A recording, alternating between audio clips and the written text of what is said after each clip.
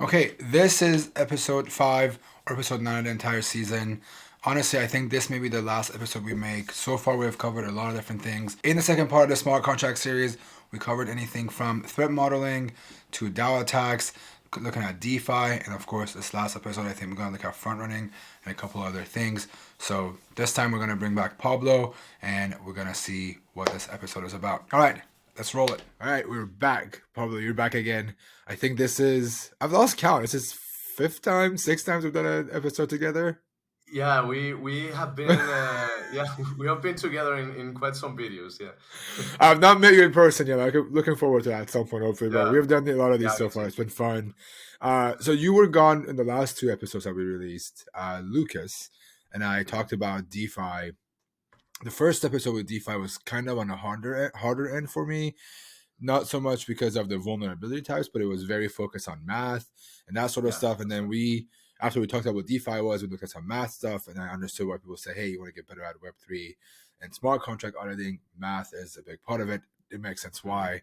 And then we talked about authorization bugs, and I think we did something about around how you can it was about loaning and getting loans out of people and how you Mhm. can exploit those. And then we went all the way to look at some like denial of service, like how you can deny access to something like an auction, for example. How you can deny access to that user by doing a particular action and so on. Are we still going to look at DeFi this episode, or are we looking at something else? Well, it has to be a little with DeFi because we are going to talk about front running, and front running Okay. it's like a type of vulnerability, but it's not only related with DeFi. It's related with the architecture of right now. We are going to talk about Ethereum. So yeah, it has to be with DeFi, but it's not only related with it. So instead of it being something that's just DeFi related, how do I say, it's like a technique, right? It's you can use it across other platforms as well. It could be used in other ways, right? hmm Yeah, that's right. That's right. This Okay. is more like, for example, I would say is related with race conditions and all of that. In traditional Okay. IT auditing, because you are going to be executing transactions before another users, and you are racing at the end. You are Okay. racing with other users. Yeah, Okay, that's right. before we jump in, let's just do a quick recap. Give me a quick like tweet size definition of what DeFi is. It's decentralized finances, right? What does Yeah, that mean? that's right. Decentralized finance. It's I would say it's a new kind of approach of the traditional finance market, Okay. but right now more focused on the blockchain and the technologies that we are managing there. So it has to be a lot of with the technology itself, how the smart contracts are being executed, how the new token things, the NFTs things, all of that are related with DeFi, and it's regarding all the finance in blockchain, I would say. Okay, so it just means also at a core, DeFi means that just not one person is in charge. You have multiple people involved in transactions. Everyone has access to those transactions and so on, right? That's right, because DeFi it has to be decentralized. So you are not relying in a company or in a server or whatever. You are relying in a smart contract or multiple smart contracts that are automatically are executing transactions depending on the user's needs. At the end. Okay, Mhm. so we keep saying we're going to talk about it. We never mentioned what the it is for this episode. What are the two vulnerabilities we're looking at? Well, they are both are related. So the Okay, first one, I want to talk about front running, which is okay, I would say it has to be a lot with how Ethereum is construct. Is how the architecture is made of Ethereum, and the second one. Um, it has to be with front running, but it's called sandwich attack. We have been talking about that in past videos, but in this video we are going to see a simulation demo. okay, So I would say that maybe we have to have in mind two concepts in blockchain. First of all, I would talk about gas. What is the gas? How it's working? So I would say that whenever you want to execute a transaction, you want to, I don't know, just execute a function in a smart contract, you have to send that transaction, and the transaction has to be processed by the blockchain. So that consumes, that has costs that you have to pay. That is the gas. You have to Yeah. pay the gas for executing that transaction, but it's not a fixed gas. You can pay lower gas or higher gas, depends on the time that you are willing to be waiting for the transaction to be executed. So if you ask the blockchain to execute a transaction and you pay few gas, another user can come to the mempool, and I would say I will say what is mempool in a moment, but can come to a mempool, check your transaction, see what is going to be executed, and replicate that transaction, pay more gas, and then have his transaction executed before yours. So that Got it. can result in that could be an attack, because the attacker can earn more money by executing the transaction before you. And Okay. I have said just a little, but we have the concept of the mempool. Why you can see the transactions that are going to be executed? Because in Ethereum you have mempool, which is a pool that has every transaction that is going to be executed but has not been executed yet. So that is public. So it's a So let me make sure I understand this. The mempool is future transactions that are set to be executed by a certain time, or is it by a certain condition? at a certain time, but you have already sent them. I So mean, it's already uh, it's already in motion. It's going to happen at this time. It's set to well, happen at. yeah, it doesn't have to be executed in a fixed time, as I said, but yes, it's like a queue. I would say it's more like a queue. Got it. It's Okay. like a queue of transactions that are coming, and Ethereum or the blockchain is going to get the transactions and go executing them. Are the You know. transactions first in, first out? Mhm. No, no, it don't has to be first in, first out. I would say it's like a queue, because you have a pool, like a bag, in which you are depositing your transactions, but your transactions, you have paid a fee, a gas fee, for the execution, sorry, of the transactions. So it's not first in, first out. It has priority. The Got it. transactions Okay. will be executed depending on their priority. We can Okay. take it in a moment. If you let me share my screen, I wanted to show you just a couple of things. Can I? Okay. Let's do it. Okay. So what do we look at? Oh, this is Ether scan. We've seen this before. Okay. So this is That's we can right. anyone can see these pretty much. Anyone could go in here and see all the transactions on Ether scan. That's right. That's right. So here we have the Etherscan Ethereum gas tracker. So here we can see the fees that the people are paying for the execution of the transactions, and the average time of execution. And I think this is going to be better to see it this way. Here you can see that if you are paying right now 12 Gwei, you are going to have your transaction waiting for 10 minutes. Okay, if you pay more, if you pay 14 Wei, you're going to have your transaction waiting for 3 minutes, and if you pay more, your transaction is going to be executed in 30 seconds. So Okay, the priority we're mentioning is based on how much you pay, pretty much. So that's right. got it. Okay. That is the meaning of the gas. And Got it. Okay. here in blockchain pending transactions, we can check the transactions that are waiting for being executed. So we can go and check whatever transaction you want to see. Okay, this is pending, and if we wait, okay, it was pending, and right now As you succeeds. refreshed, yeah, as you That's refresh, right. you pretty much It, are it, it has successful. been Okay. executed.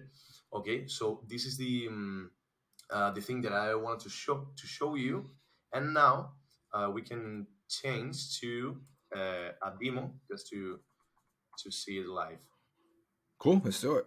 Okay, so here we have well, this is, I would call it an exploit, okay? But first of all, I want to show you a front runnable game. I have Okay. named it this way. Okay, this game is made in Solidity. It has, well, a couple of things. Is ownable. Well, this is regarding with authorization of calling some functions, but this is not. It doesn't matter right now. So the game, if you start it, you are going to be able to, first of all, being a user, a regular user, you are going to be able to participate in the game, and this is going to just set you like a participant. Okay, and you have to pay for being a participant. You have to pay a fee, which is defined here, which is, I guess it's 1 ether. Yes, 1 ether. Okay, is the fee. And then once you are participating in the game, you can send well, you are sorry, you are going to see some messages which are events in the blockchain. You're going to see them, and it's just a riddle. What is the price of a front run? Nothing, 1 ETH, or depends on of how fast you are. Okay, the solution is I'm there for assuming that's the answer. Yeah. Okay. that is the correct one. Okay, so um, here you can choose an option. You can choose A, B, or C. Okay, what happens if you choose C? You're going to call a private function which is set winner with the sender of the caller of this function, and set winner, the only thing that is going to do is to emit an event saying, hey, this guy is the winner, and is going to transfer the total price of the game. Okay, which is here we have total price, and the price is going to be um, incremented here every time some user wants to participate. Okay, Okay. so the thing here is that if a user chooses C, for example, and it's going to win the game, you can go to the mempool, see the transaction, take it, and say, oh, okay, so this guy is voting this option, and I know that this guy is good or whatever. I know that this guy is going to win for sure. So what I can do is execute my transaction with higher gas price, and then force my transaction to be executed before the first one. So that is a front run. So we can see it here. So you pretty much are just cutting the line at this point. You're cutting the queue. Yeah, that's right. That's right. So here you can see this is in Python. FRG is a front running game. And first of all, we're going to make 3 users to participate, player 1, player 2, and player 3. Then we are going to start game as a deployer, so we can do that because we are the owners of the contract. And then we're gonna just take some events just to be sure that these guys are participating. And then the first user, player 1, is going to be mistaken. Is going to choose B, and well, here, because we are simulating the blockchain, this is important for somebody that is seeing this proof of concept, and well, and maybe they want to replicate it or whatever. This in local. So in local, we don't have a mempool. We have to simulate the mempool. Got it. Okay. So what we are doing is just save the state of the blockchain, and then we're going to revert it. It doesn't matter because it depends. The attack depends on the order of the transactions, but we have to use this workaround in order to not be messing with the live blockchain. Okay, so then the player 2 is going to choose C, and then we're going to wait for the transaction of player 2 to be executed. The attacker is going to be able to see the history of the player 2, the transactions that he made, and then sends another transaction with a FR fee, which is a front running fee, which is higher in the gas price. Okay, it's going to be higher than the player 2 gas fee. Okay, so The second time that the transaction of the player two wants to be executed is going to be reverted, because attacker has already executed that transaction, so attacker has already won the, the game. Okay, so um, we are using Brownie again. And here, I guess, without all these prints, I think it's going to be better. And now we are executing the exploit. So what is happening here? We can see the results in a moment. This is the balances of the player. Well, player three, sorry, is attacker. And then we can see that the new participant events. Okay, so we have So three that's our new. pool pretty much right here. This is the pool of the players that we're talking about. Yeah, the events, well, it's not the same because this is not the transactions. The events are messages that you can send to the blockchain just Got it. to Okay. announce whatever. So here the blockchain is telling us, hey, we have a new participant three times. And then another event, which is the riddle. And here we have another event, wrong answer, because the mistaker, the player one, is mistaken. So continuing, the player two is going to win the transaction, sends a winning transaction to the blockchain. And what happens here? Attacker searches in Mempool the winning transaction. So here we are seeing the player two transactions. They are hashed, but you can decode them. Okay, so we are seeing the player two transactions, and now we can check for this one, the second one, and say, hey, okay, this is the winning one. So I'm going to replicate it. Attacker sends a transaction with the result using more gas. The transaction of the attacker is executed, and the transaction of the player two is reverted, because player two right now he cannot win right now because attacker has already won. And this is the final balances. And we can see that the mistaken player paid for participate in the game, so it has lost some funds. The legit winner also paid, but he hasn't won, and the attacker has won, so they have all the price of the game. So this would be a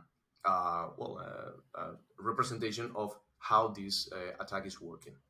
Okay, so far I kind of understand the vulnerability. What I'm struggling with is why is there no coordination between knowing who owns what transaction?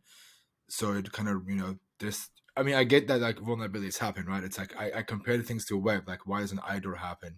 Because you don't look who owns what, right? Is that similar here? That they made a mistake of not having a check on who owns what transaction, and that's why this exploit happens. And if so, like, how do you actually fix it? Okay, that's right. Yeah, this is because the architecture of the smart contract. This smart contract is not having into account any kind of this kind of attacks. So the thing is that you have to change the logic in the smart contract. And one manner of doing that is to using an schema which is called commit reveal schema, which is based in that in the needed of sending a hashed answer, and then sending the answer in plain text. I mean, if you encode your answer and send it to the contract, nobody's gonna know what is the answer of this game. So we will need to modify these three functions, these choose A, B, and C, and create, for example, I'm not going to develop it completely, but a function which is called, for example, Verify give, transaction or yeah, give give hashed hash. Yeah, answer, okay, and then it receive a hash with the solution, and then got have it. another one uh, uh, with the revealed part here, answering plain text, okay, and the signature would be give plain text answer. So yeah, you'd have to implement a few checks to make sure it's hashed That and it's not everyone. Okay, got it. that's That right. makes That's more right. sense. Yeah, it's just more about understanding like why does this happen? If it makes sense, but how does this happen and why, right? So you said earlier there's two vulnerabilities, or one's a technique and the next one's a vulnerability, and they kind of go hand in hand. So Mhm. I'm assuming the next vulnerability that we're going to look at relies on this in order for it to work. Yeah, this one is going to be related with sandwich attack. Um, Okay. this is this I would say that it uses the same concept of front running, or well, ordering the transactions, the ability of checking the transaction that a legit user is trying to execute. So in this one, uh, first of all, I would like to explain it a little bit more. Sandwich attack is called that way because um, imagine that you have a token, which we are going to have it right now, but you have a token with a variable price. Okay, the more you buy, the higher is the price. Okay, that makes sense. It's like a stock market or whatever. So it's So supply and demand, right? Okay. yeah. So a user wants to buy that token, an amount of that tokens, okay, and sends money and sends a transaction that is going to be executed. But an attacker realizes that transaction is going to make the price go high. So an attacker could try to execute a buying of tokens before the legit user, um, make the price go high, let the legit user buy at a higher price, and then after all of that, execute another transaction to sell all the attacker's tokens. So the attacker has gained at the beginning. He has bought tokens at a lower price. Um, Himself has made the token price go high. A user has bought more tokens, so the price of the token has go higher, and then the attacker has sold all his tokens. So the attacker has a reward of front running that legit transaction at the beginning. That makes sense. It makes sense. So I'm buying all of them for $1 a piece. You come in and you buy them for $1.20. I sell all of it as soon as it gets $1.20, and then I'm assuming the price also drops because I sold all of my shares, right? That's right. That's right. So right now we can see that. Okay. So here we have. I don't know if you remember this, but here we have Nice Bank, which is a Yep. very vulnerable bank. Okay. So this is not an example of how to doing correctly things. This is very vulnerable. And we have two functions: buy tokens and sell tokens. Okay. The difference now is that the buy tokens function, it doesn't have any amount of tokens. The only thing that you can do is send your ether, and um, uh, um, because of related with the price that you have paid, you are going to receive an amount of tokens. Okay, we Okay. can see here the amount of tokens that you are going to receive is the value that you have sent divided by the current price of the token.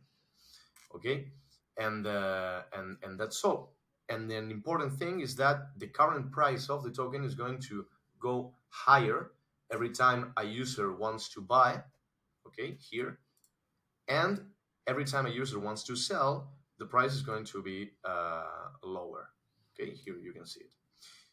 So what is happening here? Let me, I have to change this just to not execute it and test. Okay, what is happening now? We have the Nice Bank and we have two users. The first user here, um, let me show you. Okay, the first user wants to buy tokens and he wants to buy them at a current price. Okay, I have called it current price attack because it's the price that is going to be attacked. Okay, and and this user is going to buy tokens. But what is going to happen? The attacker again is going to check the mempool, is going to check the transactions, and is going to say, hey, okay, I can take advantage of that. So we are reverting here the blockchain. As I said, that is because the simulation. But what we are going to do is let the attacker buy tokens before the regular user. The regular user then is going to buy the tokens at a higher price, and then the attacker is going to sell the tokens. So the attacker is going to gain more money than and it's going to, I would say, to mess up with the price of the price that user one is paying. So we can execute it, um, run it test, and we can check it. The thing is that we have here balances, the initial balances, okay, everything is fine. And the current token price at the beginning is 1 Ether. The user sends a transaction to buy 10 tokens. Every token the cost of the token is 1 Ether. Then the attacker is going to check the mempool, see that transaction, and say, hey, okay, I'm going to take advantage of that. I'm going to buy before the first user. I'm going to buy 30 tokens at a lower price, 1 Ether, because the transaction of the first user has not been executed yet. So the price hasn't go higher. And then the current token price after the buy of the attacker is 4 Ether, then the user executes the buy. So the transaction of the user waiting is going to be executed, but it's going to be executed at a higher price, at 4 Ether. And then the user is going to make the price go higher, and the attacker now can sell all his tokens. So the attacker is going to have more money than the beginning. So here we can see it. This is the alleged final balances and estimation. Okay, um, the user balance should be this price. Okay, and the attacker balance this one, but the attacker has break this protocol and it has achieved that the user balance now is pretty lower and the attacker balance is pretty higher. So the attacker right now has gained like 100 Ether right now, which is a lot.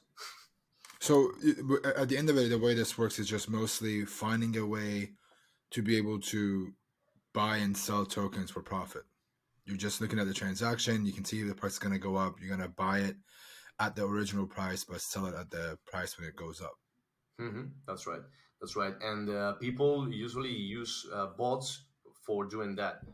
They are bots that what they do is just to go searching for a specific protocol, for example, in Uniswap or whatever. Well, right now, it's not that way because Uniswap has security of they are protecting their assets of these kind of attacks, but the bots try to find the transactions and to execute that these kind of attacks thousands or millions of times per day, just trying to get a bit of profit.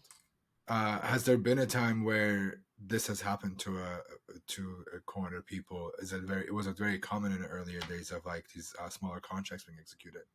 Yeah, for sure.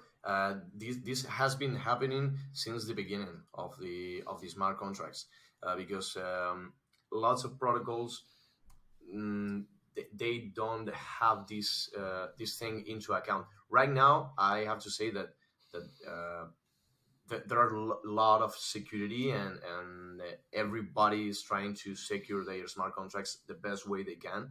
So this is not pretty common right now, but this can happen, and not only in this particular case, but also in, for example, you can find it in gaming. For example, if you are, I don't know, buying or doing a challenge of achieving a sword or something like that, this can happen there. This can happen in governance. I mean, you are trying to vote, to send in a vote, and another user can front run your vote.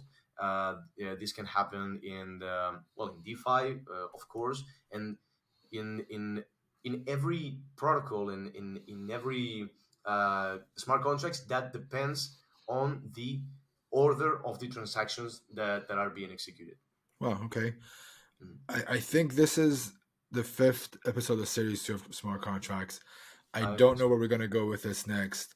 Hopefully we can do more of these, but I want to say thank you again, Pablo, for doing this. I know you're going to be also at NahamCon doing a talk on this. Yeah, This yeah, may come out after and honored. NahamCon, so if you're watching this, the video for your talk may already be up since this is more than likely going to be released after NahamCon. But yeah, this is great, man.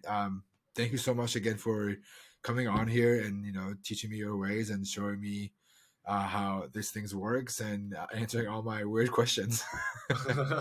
Don't worry, Ben. Thank you very much, and it's always a pleasure to be here. Okay, that's it. Like I mentioned, this is episode 9, the 5th one of the part 2. I don't know if we're gonna make some more. That's up to you guys. If you're watching this, you've enjoyed these series so far, do me a favor. Let us know in the comments. Let us know what else we should cover. If there's anything else that we have left out, what do you want to see next? If we decide to renew this content series, again, what do you want to see? I would love to hear from you. But that's it for now. See you in the next episode.